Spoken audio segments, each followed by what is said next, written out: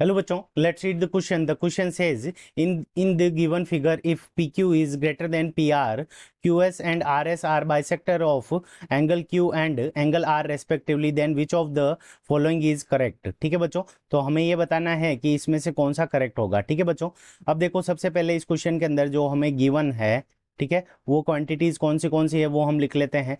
तो गिवन के अंदर हमें क्या गिवन है कि P Q is greater than P are.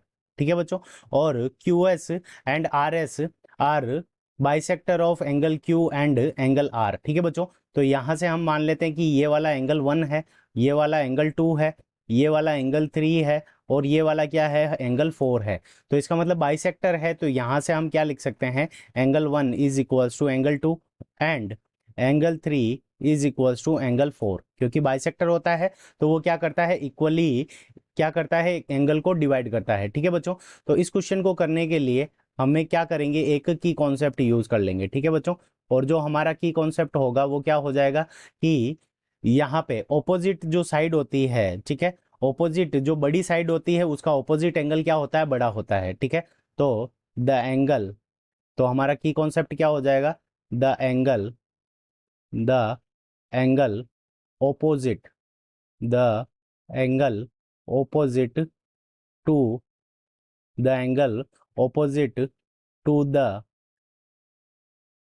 larger side, the angle opposite to the larger side, larger side will be, the angle opposite to the larger side will be greater। ठीक है बच्चों, तो यहाँ पे जो angle larger side के opposite होगा वो हमारा क्या होगा, उसकी वैल्यू क्या होगी, बड़ी होगी। ठीक है बच्चों, तो यही हमारा इस क्वेश्चन का क्या है, की कॉन्सेप्ट है।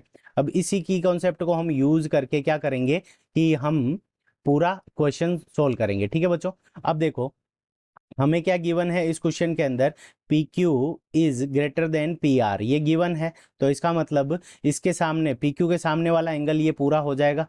ठीक है, तो पूरा एंगल क्या हो जाएगा, angle P R Q, angle angle P R Q, इसकी वैल्यू क्या होगी, इसकी वैल्यू ग्रेटर होगी किससे, एंगल पी क्यू आर से। ठीक है, एंगल पी क्यू आर से इसकी वैल्यू इससे ग्रेटर हो जाएगी। और देखो हमने क्या माना है कि एंगल जो पी आर क्यू है, ठीक है, एंगल पी आर क्यू ये वैल्यू क्या होगी, एंगल 3 प्लस एंगल 4 के। ठीक है, angle 3 plus angle 4 is greater then angle 1 plus angle 2। ठीक है बच्चों, ये हमारा हो गया। अब देखो एंगल 3 और एंगल 4 इक्वल है, तो इसको हम क्या मान सकते हैं, एंगल 3 की जगह एंगल 4 लिख सकते हैं। So angle 4 is greater then angle 4, angle 4 plus angle 4 is greater then angle 1, angle 2 plus angle 2। ठीक है बच्चों, तो यहाँ पे ये 2 टाइम्स हो जाएगा, तो 2 times angle 4 is greater then 2 times angle 2। यहाँ 2 से 2 कैंसिल हो जाएगा, तो angle 4 is greater then angle 2 हो जाएगा। ठीक है बच्चों, एंगल 4 की वैल्यू क्या हो जाएगी, एंगल 2 से ग्रेटर हो जाएगी। और इसी कॉन्सेप्ट को अगर हम वापस यहाँ पे यूज करें कि जो एंगल बड़ा होता है उसके सामने की जो साइड होती है वो क्या होती है, हमारी ग्रेटर होती है, क्योंकि ग्रेटर एंगल के सामने की साइड बड़ी होती है और ग्रेटर साइड के सामने का एंगल बड़ा होता है। तो एंगल 4 की वैल्यू एंगल 2 से बड़ी आई है, इसका मतलब एंगल 4 के ऑपोजिट साइड कौन सी होगी, एस क्यू होगी। So S Q is greater than, S Q is greater than S R. ठीक है बच्चों, तो ये हमारा क्या हो जाएगा, करेक्ट आंसर हो जाएगा, S Q is greater than S are. अब हमें ये कौन से ऑप्शन के अंदर गिवन है, वो ऑप्शन हमारा करेक्ट हो जाएगा। तो ऑप्शन बी के अंदर गिवन है S Q is greater than S R, so option B is the correct answer of this question. I hope you understood it well, best of luck.